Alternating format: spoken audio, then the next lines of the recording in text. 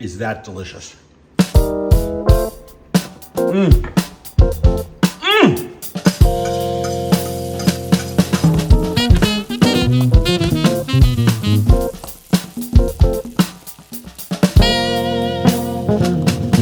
Today, I'm making apple galette and showing you how to slice apples. And it's not as simple as it sounds, but it's pretty easy. And if you want your galette to look like this, I would like you to stick around while I eat the galette that looks like this.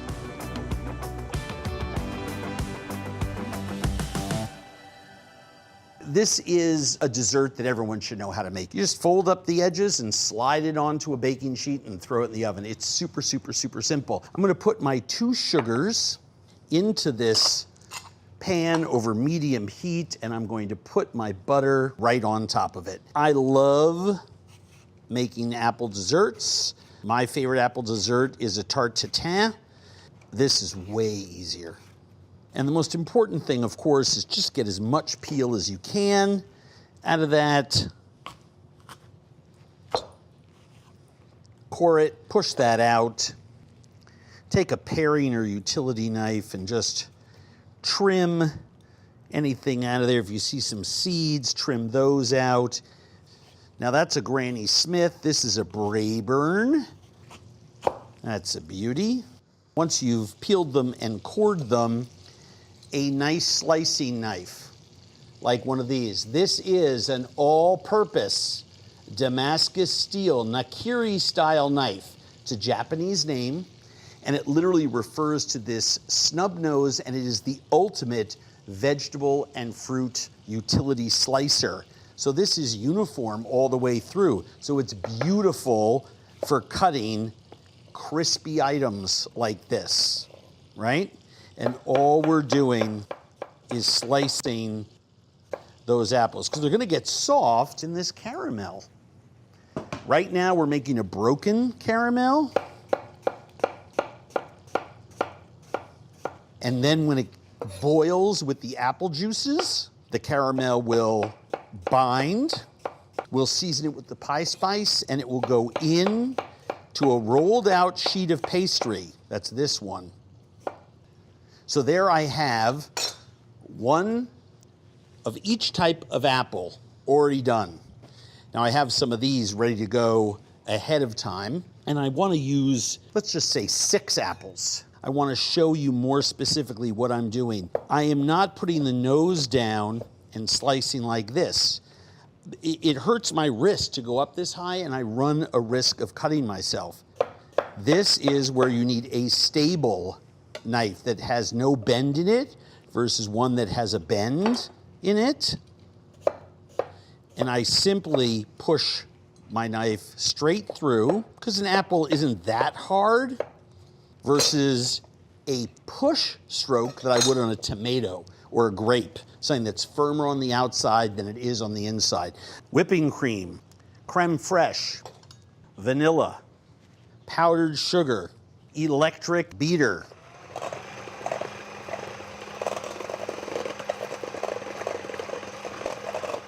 And this goes right back into the fridge.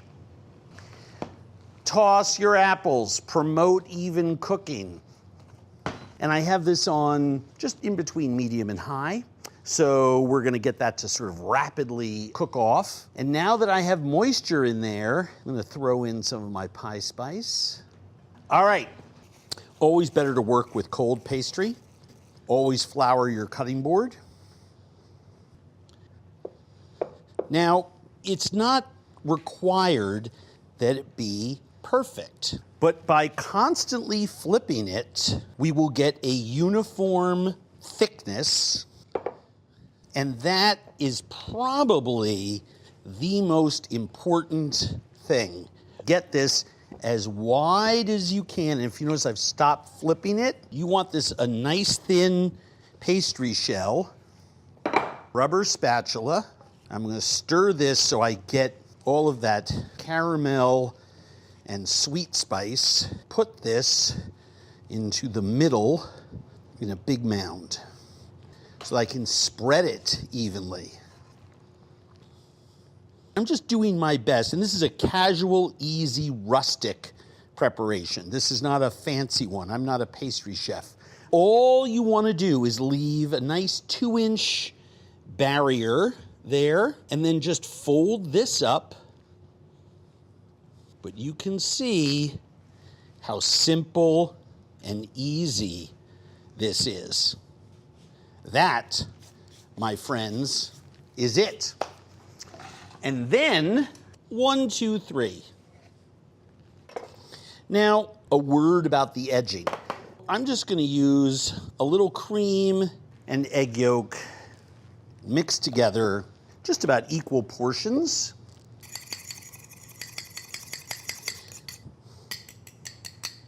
I just like the way it looks when the edges are nice and shiny. And then into my 400-degree oven in the upper third, and let that bake until it's done. You do want to bake your pie crust until it's nice and brown and crisp. That'll take 25, 30 minutes, and then let it cool and slice it, and you are in Apple Galette heaven.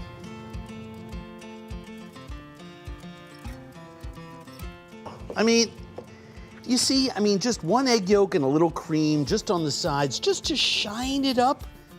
So let's try it, shall we? Obviously, first bold cut, second bold cut. Just be quick and sure with it, right? That's all we want. Whipped cream and creme fraiche.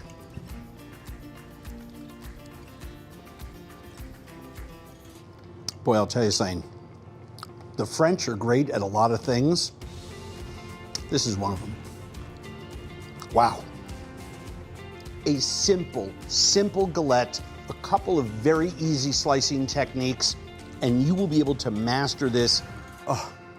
Hey everybody, Andrew Zimmern here. Here's the deal. I don't like s'mores. They're not good. Chocolate and peanut butter, especially with, commercial chocolate that's not really chocolate. It's more like a greasy candy that melts on a graham cracker with a marshmallow.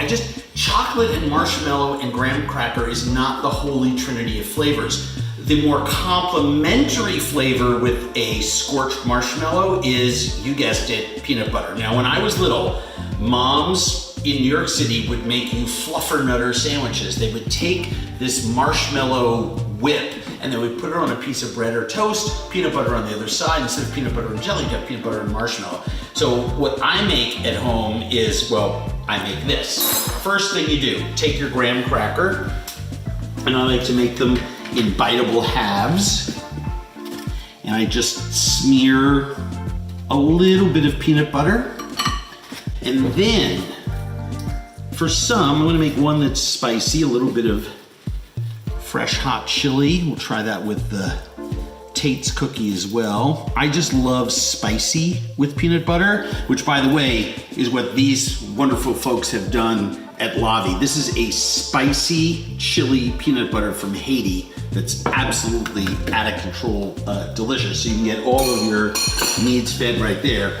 And then what I do is I put a marshmallow there. And then you take your torch.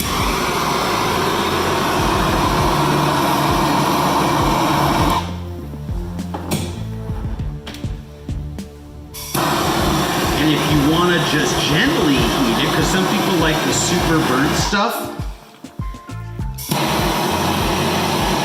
others don't, just slowly heat the bottom.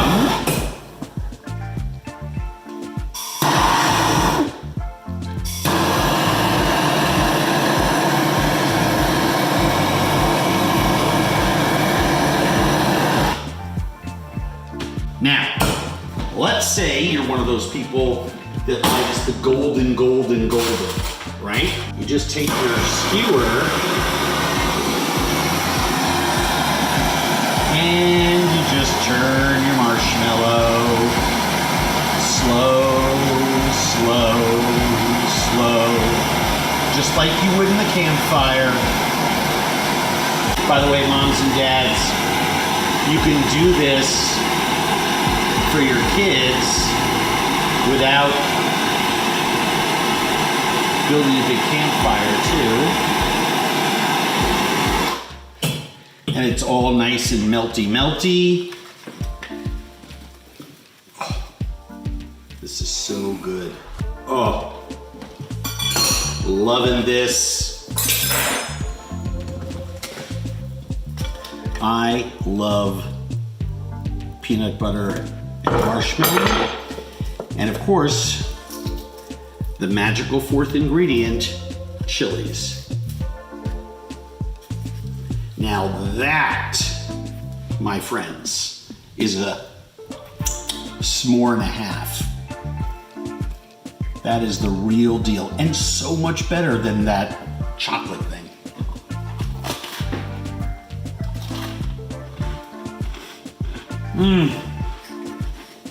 Wow. So whether you're doing them with cookies, graham crackers, the chili in there gives a fantastic bite.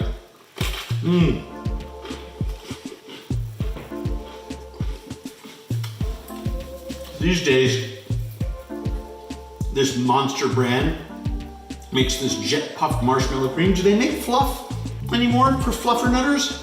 I don't know. But this is the real deal.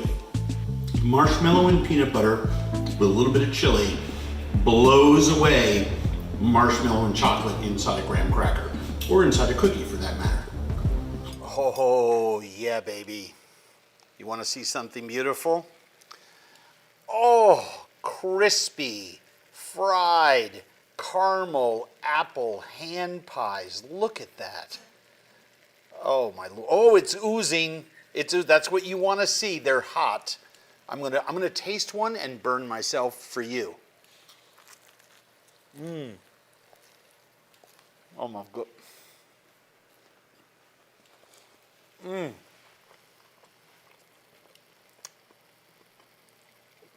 That is so ridiculously good and so much better than the ersatz version. The apples are crisp and tender at the same time. I need a giant napkin.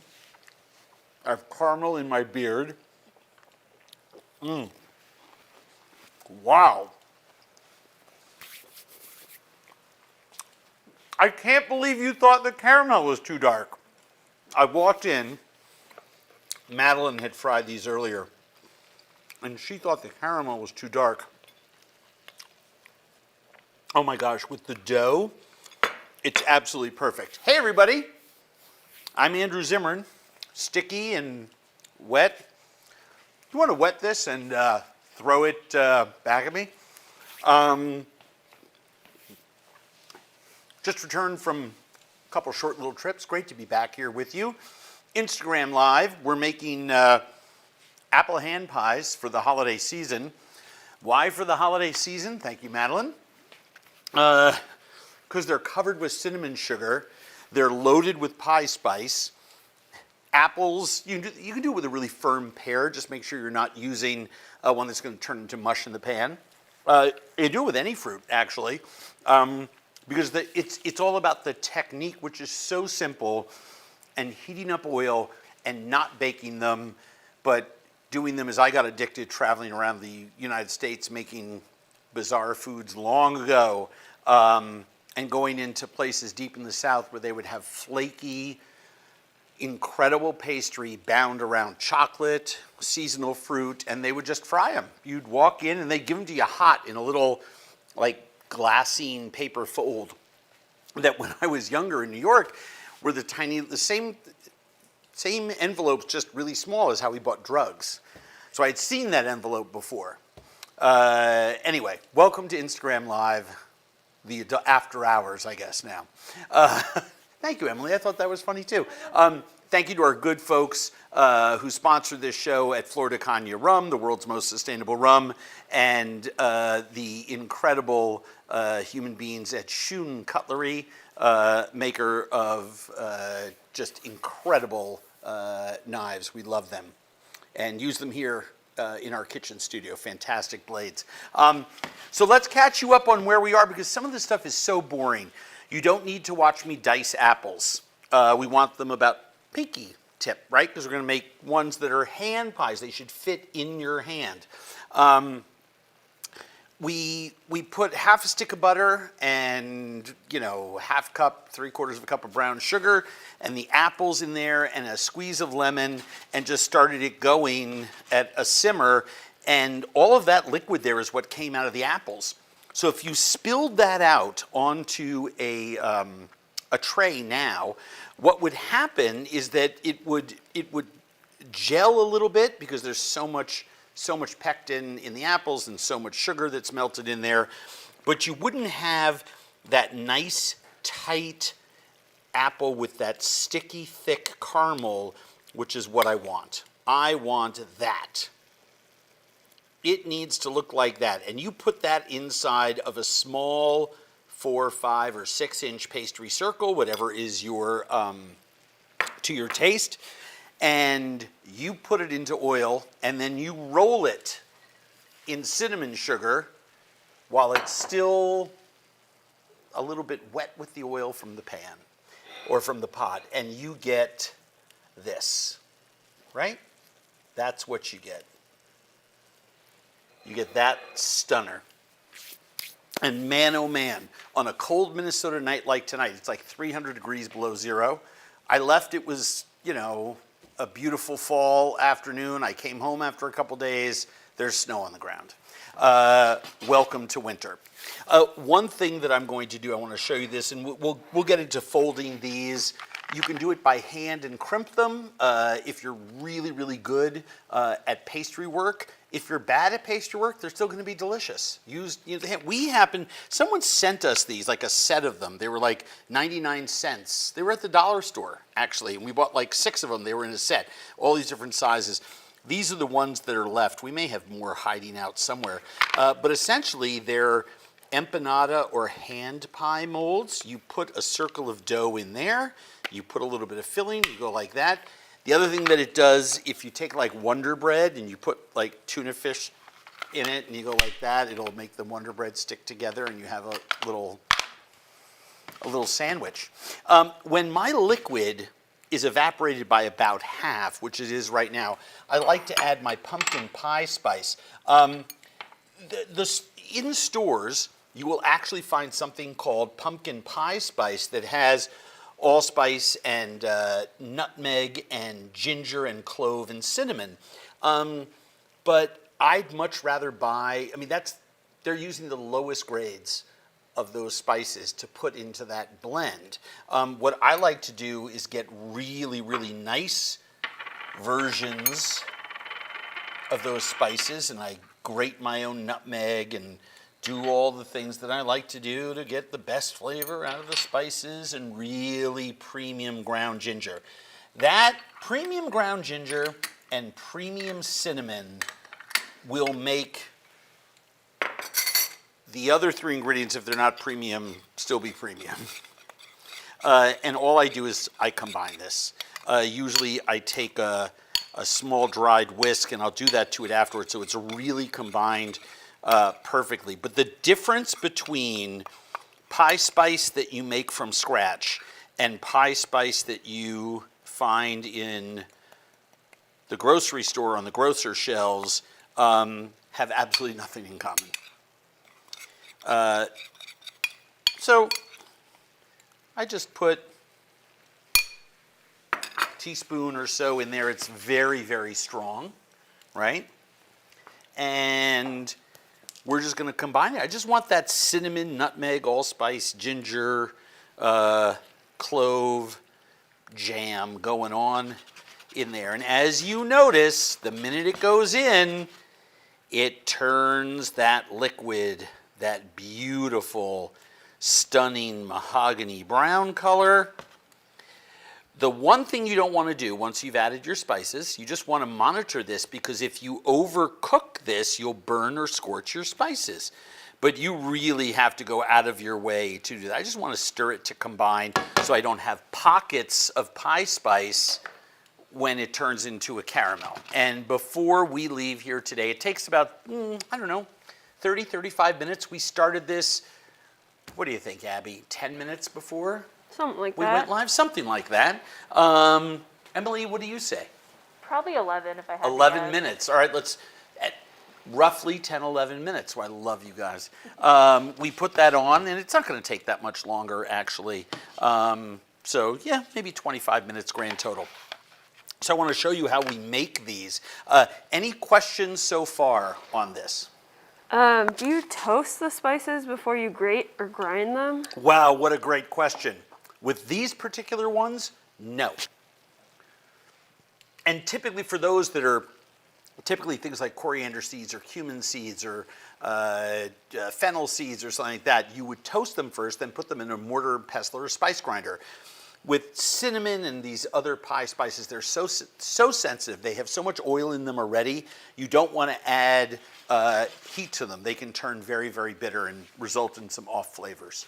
What type of apple would you use for this? Well, first of all the baking apples are great, and you're going to hate me for saying this, but those really inexpensive apples at the supermarket, the Granny Smith and the Red Delicious, the one that have been bred through selection processes to have thicker skins and be more shelf stable, actually are very, very firm and are great baking. Both of them are great baking apples. Then there's baking apples like Braeburns and Haralsons and ones that are native to New England and the upper Midwest where I live that have a grandmother's history of, there's some families that are like, we only use Haralsons for baking.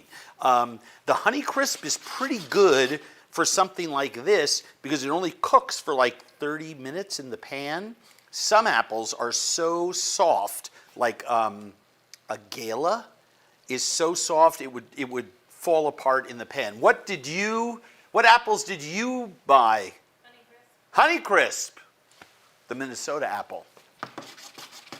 Invented at the University of Minnesota Landscape Arboretum about 40 years ago. So don't at me. Yes, they come from all over the world now, but the very first, I've had the privilege to eat apples at the Arboretum from the world's first Honeycrisp tree that's still there, where they grafted the different varietals together and came up with this incredible, well, it's taken the world by storm. Everyone's universally beloved apple. I have a disc of dough here that is so perfect that I can't lie and lay claim to it. Madeline prepped this for me, but I want you to look at the marbling in there. I'm going to tilt it so that in the light you can all see those white flecks in that darker space. That darker space is the butter and flour mixture. Those lighter little bits are just flecks of ice cold butter sitting in the dough. If your dough looks like this, it's perfect. What if it doesn't look like that? It's still going to be good, but you want to know something? It's not going to be perfect. Over mixing your dough and getting it too warm and breaking down the butter and having the flour incorporating too much of the butter makes your dough tough, and you don't get some of those leavened edges in there. This is beautiful. Madeline has been doing this for a long time, and she really knows her shit. Okay. What do I have? You can take a punch and cut this into circles and roll it out. You can roll it out into circles and cut pieces, or you can take a knife. I'd like to use a big one, right? And cut. This is so beautiful. So perfect, I almost don't want to use it.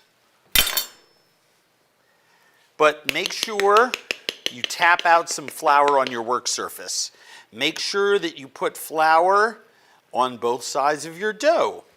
That way, you know everything is going to be just fine. I'm going to put this back in here because we'll be able to re-roll that and maybe do a pie crust or something with it tomorrow with those apples. I'm going to show you how to make it with the cooled apples. Please don't put hot apples into cold dough and try to work with it. But I think with these two pieces right here. And I don't want to work them too much with my hands. I just want to put them into a generic clumpy ball shape, right? Take some of my working flour on the table, put it on the end of my baking dowel. Now, I happen to like baking dowels like this because I like to work off the edge of this, and because I make a lot of dumplings and other things more than I make pie crusts. So this is my deal. Work it one way, let it sit in some flour. The one thing you don't want to have happen, and don't worry, by the way, the nice thing about hand pies, forgot to tell you, is that you don't need to be perfect when it comes to a circle, as if you were making, you know, a chocolate tart, right? Because when we put this dough inside our little empanada press, or just do it by hand freeform, all that matters is the thickness of it. It doesn't have to be a perfect circle. If you make it too thin, what's going to happen? It could break. And what I want here is probably about, I don't know, what is that, 1/16 of an inch? Because I want the dough to be present, right? I want you to taste the dough. The dough is delicious. It's perfect, right? Those apples are getting perfect. So let's do one here. I'll give a little, just a little more. We'll make a big one and a small one.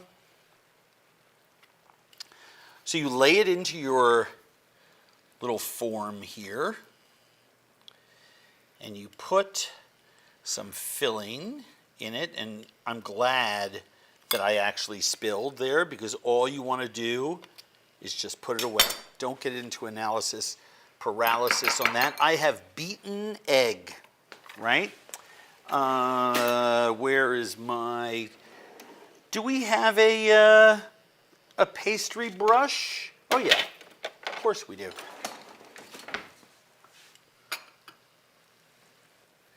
And I just want to brush the inside of this. Get a nice seal on that. And then all that happens is we squeeze it together, open it up, pull away any excess that you might have, and you have a perfect little hand pie.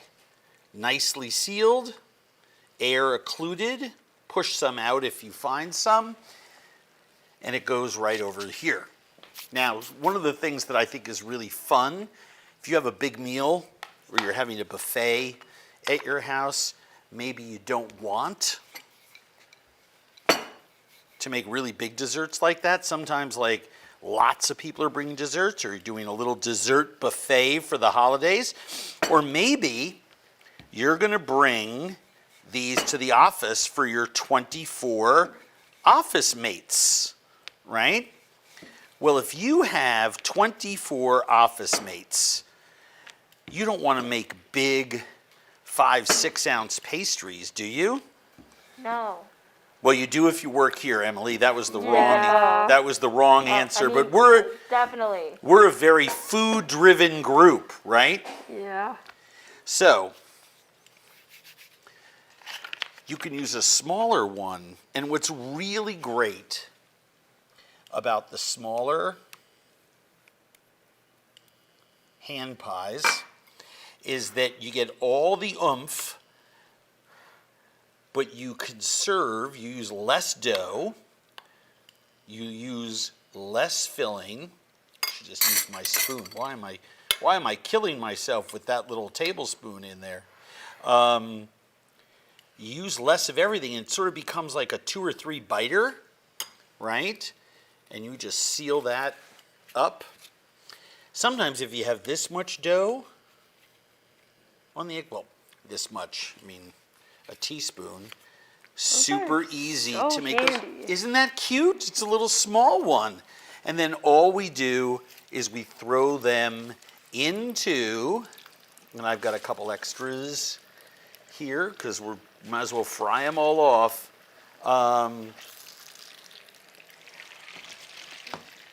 And put that into our oil. 375 degree oil. Now, while those are cooking, a word about cleanup. If you've been cooking for a long time or been watching me cook for a long time, you've heard this 1,000 times. Cold water. Flour means cold water. If you use hot water to take your flour off of your hands, your countertop, spoons, anything that you're washing, do you know what happens? It activates the glutens and it stays there. It's terrible. Ooh, who knows whose that was? It happens sometimes. We had one that opened up a little, no matter. Why are we frying them and not baking them? Because they get crispier, they're a little more old-fashioned, and they're faster.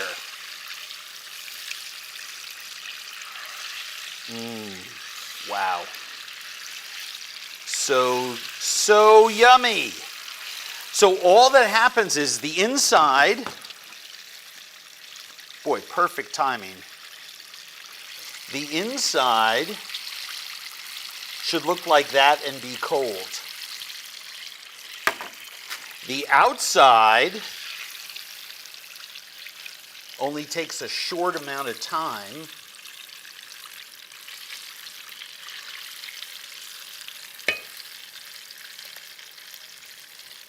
Whoops. And we just let that sit in the cinnamon sugar. What kind of oil do you like to use for frying? We are using vegetable oil here. You can use peanut or canola or, whatever it is that you get excited about. You want one that doesn't have flavor and that fries at a high temperature point. Oh, that's a cutie one. And here's our bigger one. These are so deliciously yummy. You know what I should do?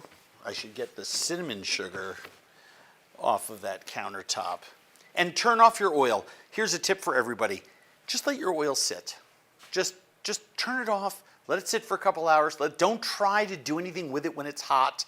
It's hot oil. Hot oil is really, really dangerous. I think in all my years in professional kitchens, the worst injuries that I've ever seen in kitchens had to do with oil and not with knives. Everyone thinks, oh, electric slice. Electric slice is really safe. A knife, you're going to nick your finger, or maybe you take off a tip or something like that. It's not the end of the world. Oil, I've seen really bad, life-changing injuries. So, super, super, super simple. You have your apples and that caramel that you can also, this is still hot and it's thick, right? So you know it's going to get very, very gummy and really, really, really fantastic. You want that because you want that caramel sauce around the apples inside those hand pies, right? Once they cool and they're eaten at room temperature or warm, they're going to have plenty of all of that gooey, yummy deliciousness inside of there. Okay, when it comes to crispy summer berry tart awesomeness, maybe custardy, throw that in there, the mix, crunchy, crunchuity, tart sweet. Does this look like the apogee, the zenith of summer berry tart awesomeness? Yeah, well, I get it. It's just a bite on the end of a fork. But what if I told you that it was born of this piece of crusty, delicious, insane awesomeness? Yeah, now I have your attention. The first thing that we want to do is you can take a springform pan, a tart pan, a pie tin. In this case, I have a 8-inch baking round. All the same, basically, right? And I have some melted butter here in a bowl.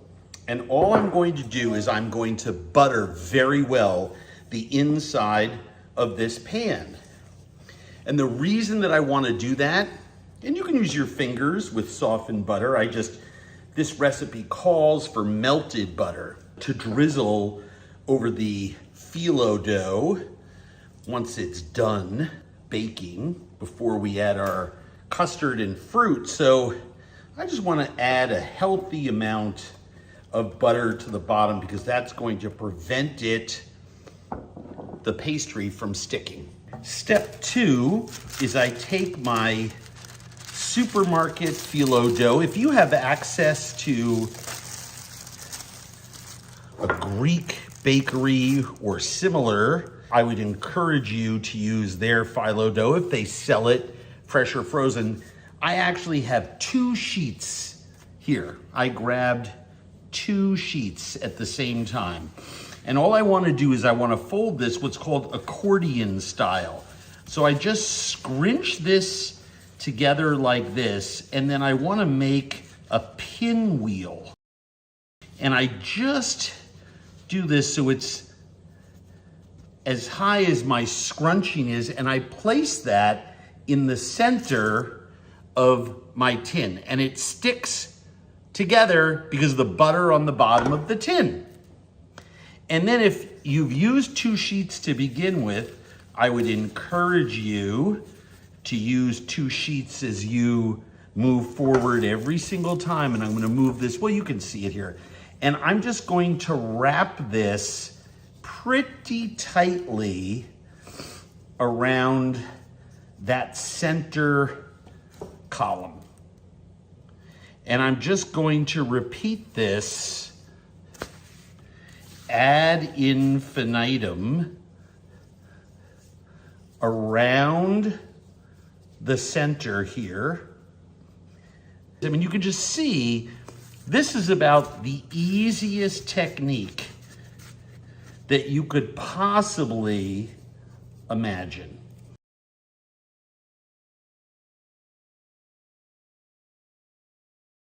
All right, I think we've done a great job. And as you can see here, the top is rustic and crumply, okay? So let's stick our phyllo to the side.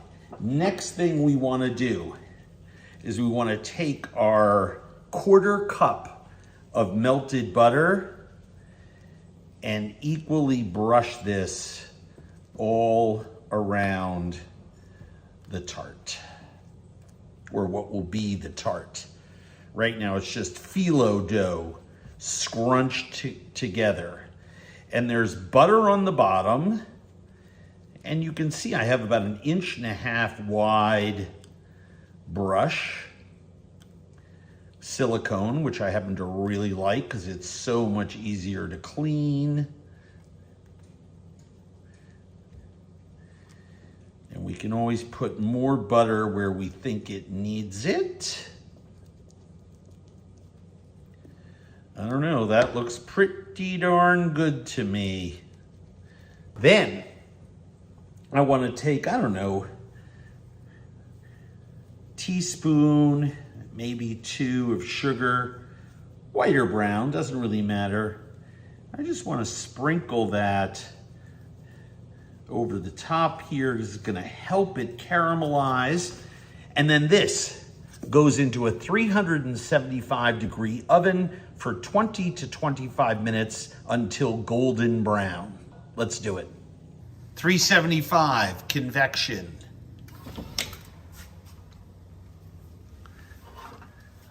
Middle of the oven. Set it, and then sort of forget it. I like to put a timer on things because I get distracted. Doing emails, walking dogs. Let's put that at 23 minutes and let it rip. All right, we'll come back in a little bit and see how that goes. So while that's baking, let's make a very simple custard. Get that piece of shell out of there. 1 large egg. 1, 2, 3 tablespoons of sugar, a little bit of cream, a little bit of homemade vanilla. Now, We have this recipe on my website. It's nothing that I invented.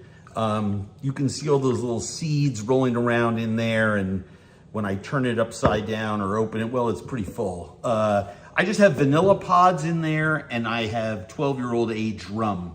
And every time I get to about halfway down through the canister, I put a few more vanilla pods, halved and scraped in there, seeds and all, seeds and beans, and top it off with more rum. So some of the stuff has been in there for a couple of years now, and I have some I keep in a little jar this is the last of a, I don't know, 3 or 4 year old batch. I like vanilla. I'm gonna put a nice little drizzle in there. We're just gonna beat that together until the sugar is dissolved.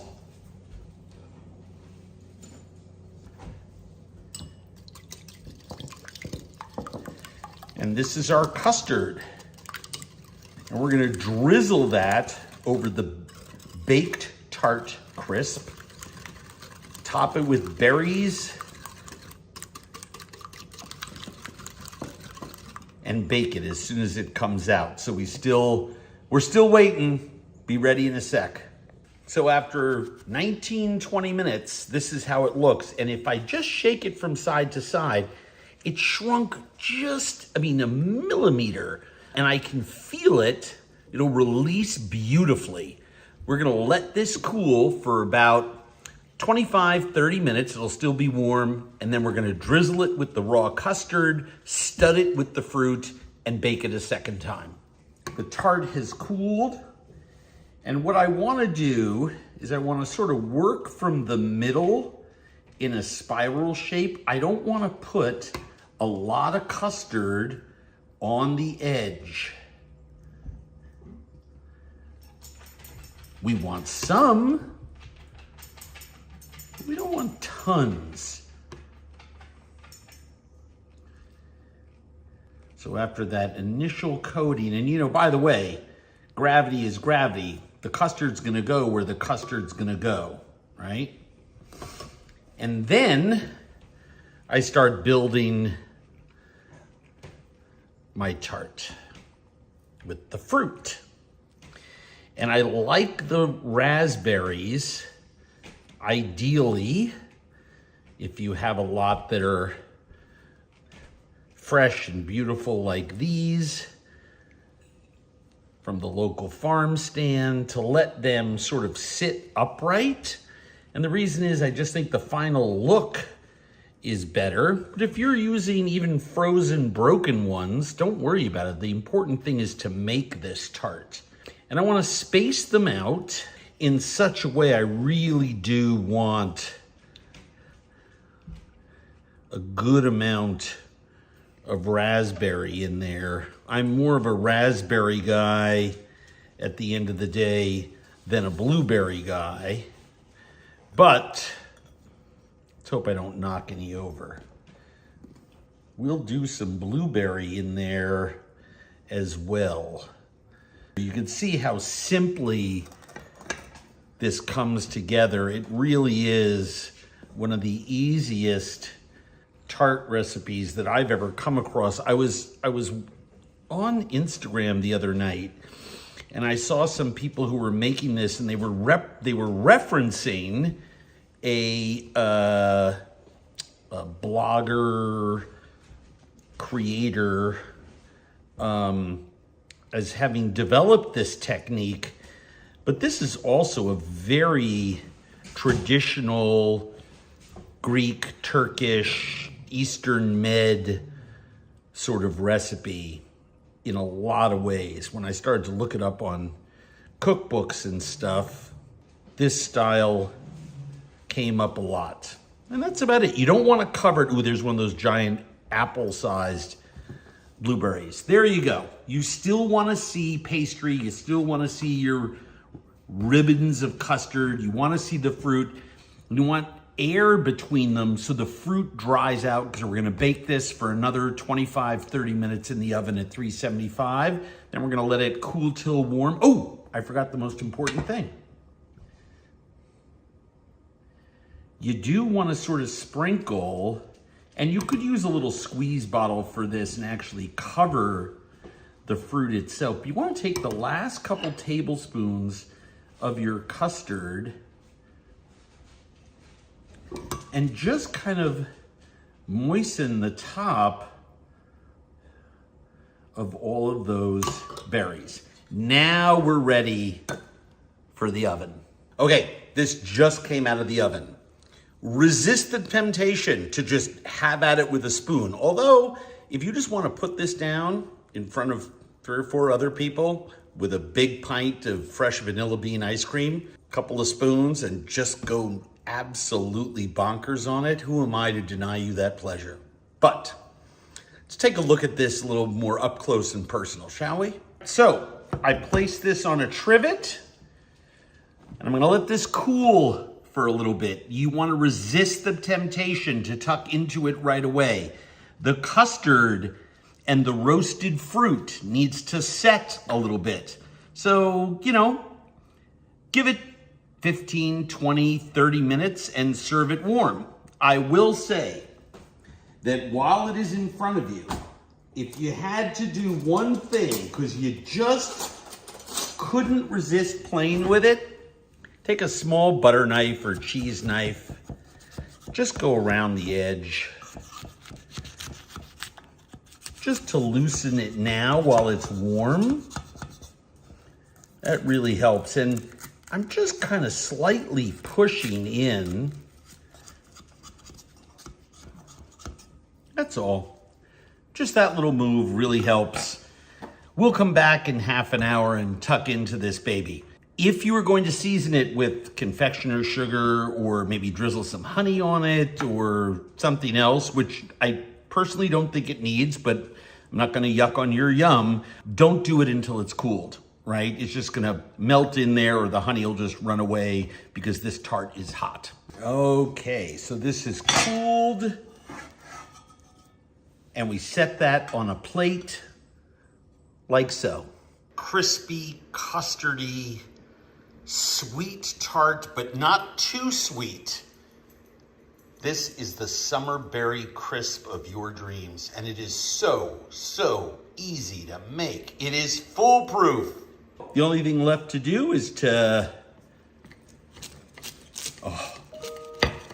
listen to that noise. Not of my computer going off with an email coming in, but that crispy, crunchity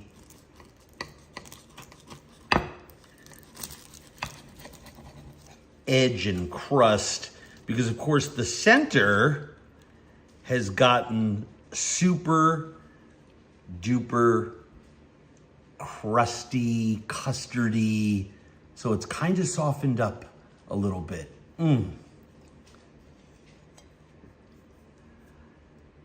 How about them apples?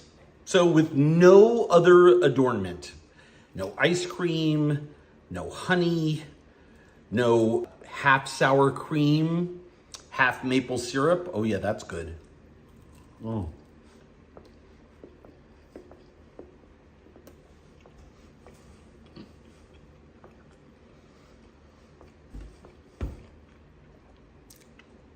I mean, if I had to give myself one critique, I wound it so tight I didn't get enough custard. I mean, it's an A-. I would have been looser with my construction at the beginning with my accordion folds, but man, oh man, is that delicious.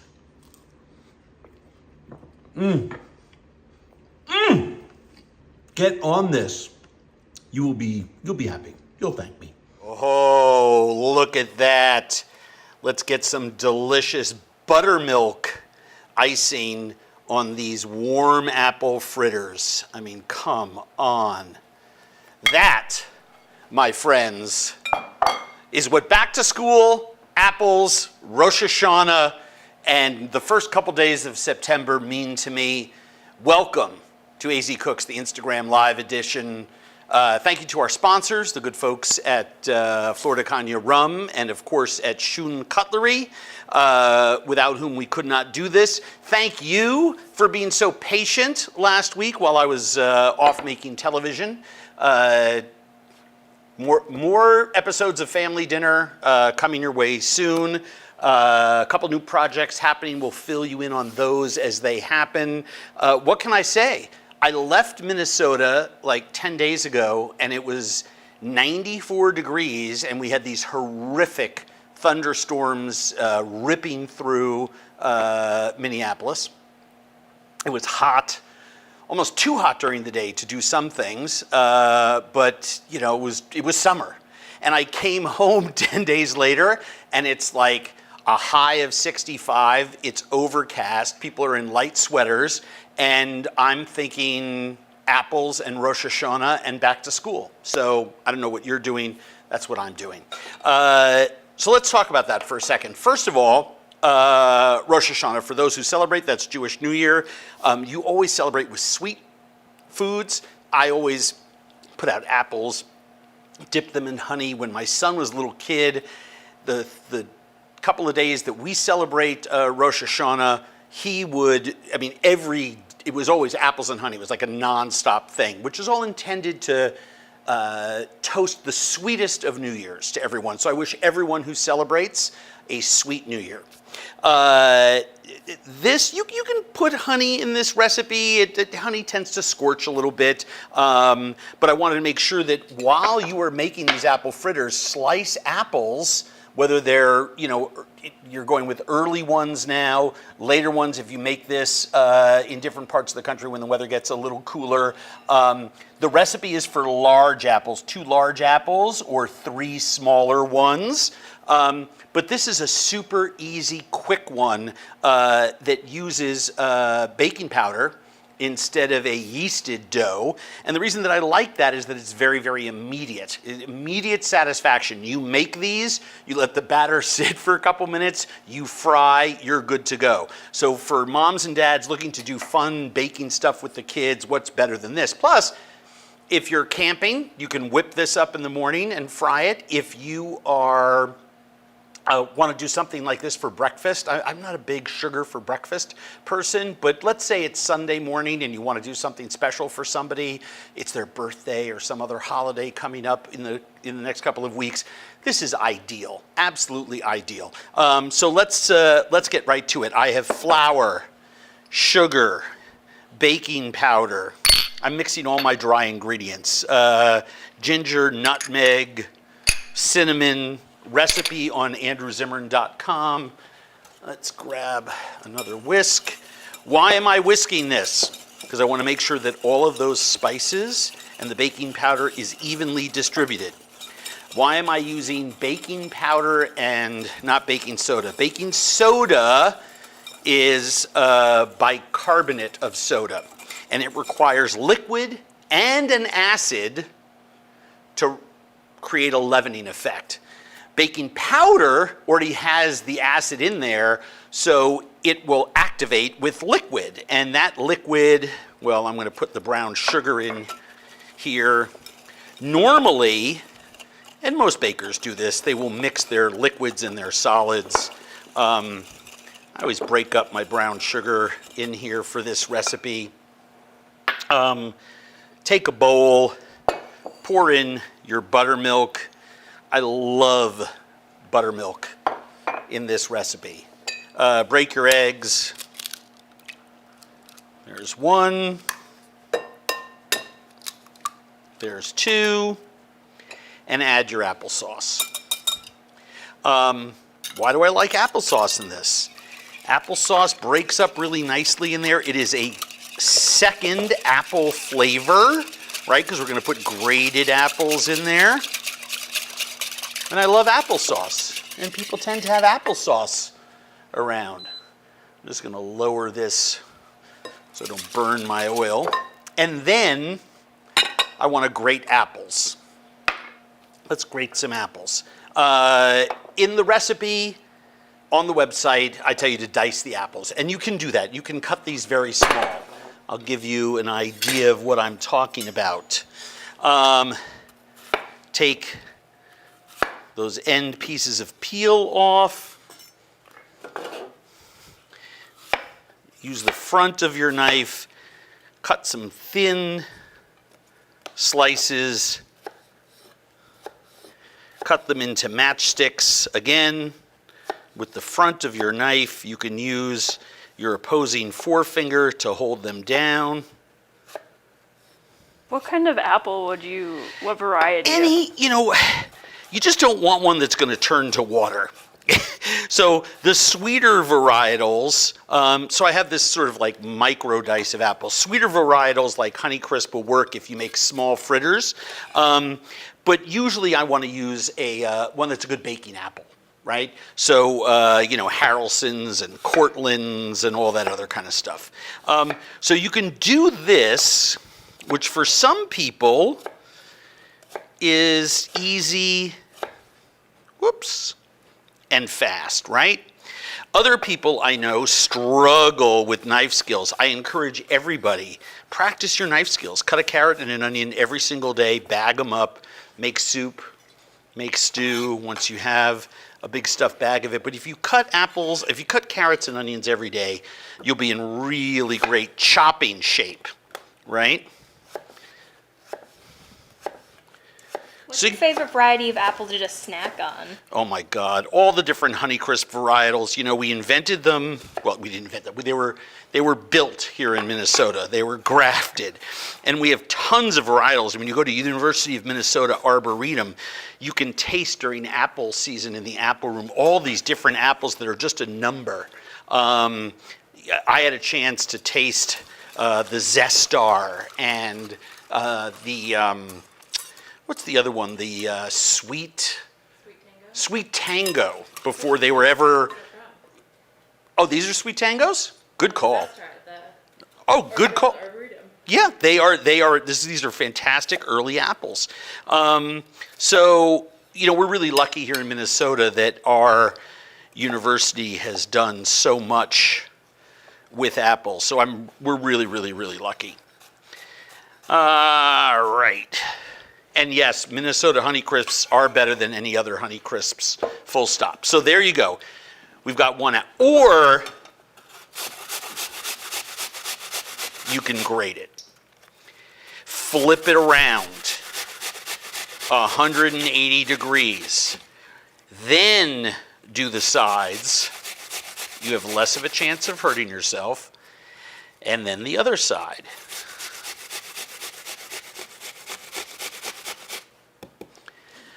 Don't grate the cores. Pull that out. Got all that wonderful flaky apple. So whether you dice it or whether you grate it, there you go. And then simply push your wet ingredients into the dry.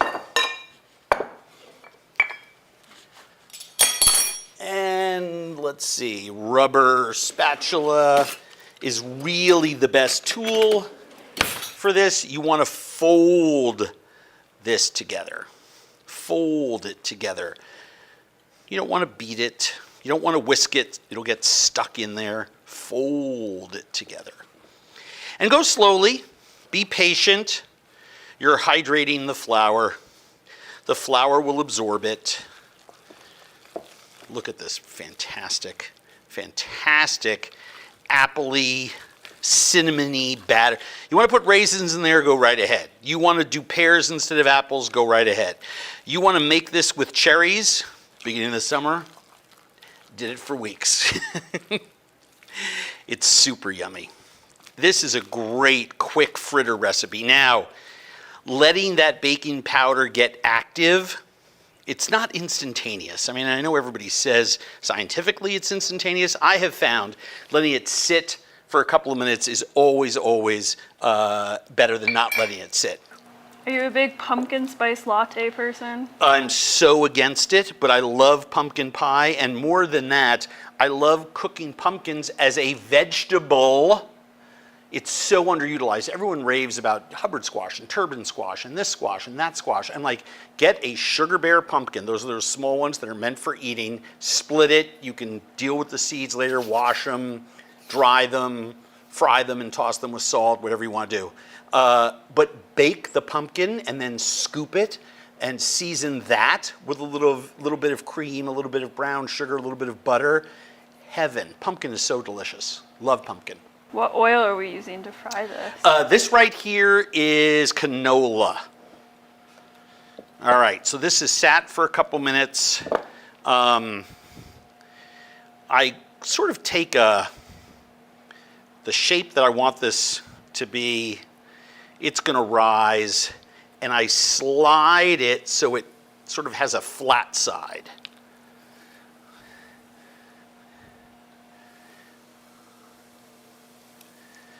Look at these. Oh my gosh. So delicious. So incredibly, insanely good. Slide it off, because that way you have, and I'm just going to push these around. You see these sort of flat shaped fritters? And you can wash them with oil. That's where you just sort of baste it, or flip them pretty fast. I like to flip. I'm exactly at 375 degrees. I do this a couple times. This is a very small one for someone who says they're on a diet. This is for the person who's always saying, I just want a small sliver of cake. We all have people like that in our lives.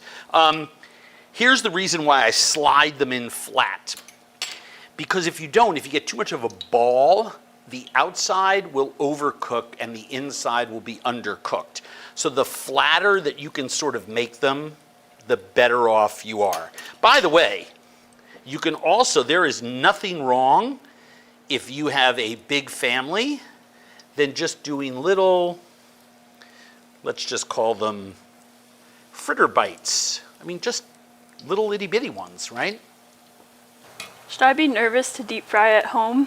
You absolutely should not be nervous to deep fry at home for the same reason that you shouldn't be nervous about a lot of things in the household.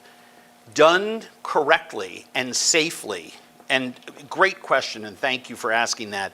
If you notice, I have 3 inches of oil in a pot that's 6 inches high. You always want a lot of room. You don't want oil to be boiling over. That's the turkey fryer problem, right?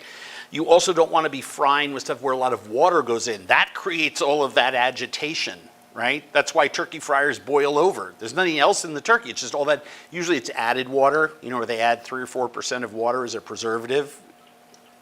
Don't get me started on the fake turkey business. But yeah, that's a really, really, really great question. And I can't stress enough that frying the right way at the right temperature does not result in a greasy mess. As a matter of fact, when you make these, if you fry at 375, and we have a candy thermometer here so that we know exactly what temperature is, I like to monitor it myself so that I can play around with the temperature if I need to. You will come out with beautiful, beautiful fritters that don't taste greasy at all. Could you bake these if you really wanted to? No. Cool. Yankees or Mets? Yankees or Mets? I've never told you my Nolan Ryan story? No. Nolan Ryan was my favorite player. I had Nolan Ryan sheets. I had a Nolan Ryan glove. I pretended to be Nolan Ryan. Then the Mets traded Nolan Ryan, and I never forgave them, and I became a Yankees fan for life. True story. Who do you root for in the NFL? I bleed giant blue, but I do root for the Minnesota Vikings because I have a lot of friends on the team. I've lived here for 30 years. My kid was born here. I mean, it's like Vikings, right? And I love going to the games. I like supporting all my hometown teams. I support every single team that there is here, and I root for them incessantly. That's rough. Why is that? What is wrong with you? That's so cruel. Why would you do that to me? I have real feelings about sports, Abby. You've touched a nerve. How long do you let these cook for? Well, these look just about perfect. We're gonna let them come out. Look at how those babies have, I always put the pebbliest side up. There's always a smooth side and a pebbly side. Why? Because when you drop them in, what happens? The apples fall through the warm batter to the bottom. And then these are those little baby bites, which, by the way, are probably a better idea for anyone with a family. Number one, yes, you have more to go around. But more importantly than that, people can have one or two, and it's probably better for their diet. Now, if you glaze these right away, you'll lose more glaze. So you should glaze a little heavier. Why will you lose more? Because it runs off of those, right? I usually wait 3-4 minutes to glaze. Just let them cool a little bit. But if you notice, what I'm doing is I'm just kind of letting that cascade and fall over there, and you will see that you get that much lighter apple fritter looking glaze. These I let cool a little bit. This one I let cool for 10 minutes. These I let cool for 5. And you can actually see the one I cooled for 10 minutes held more icing on it. These will just look shiny and glazy, but still have delicious icing flavor. So my point to you is, if you're a real icing geek, or if you're icing cookies and you want more of this look, wait till they cool. Does that make sense? So we're learning about more than just icing fritters. We're learning about icing anything that comes out of the oven that you would play around with. I sort of want these hot. Don't you? Mm. Oh, come on.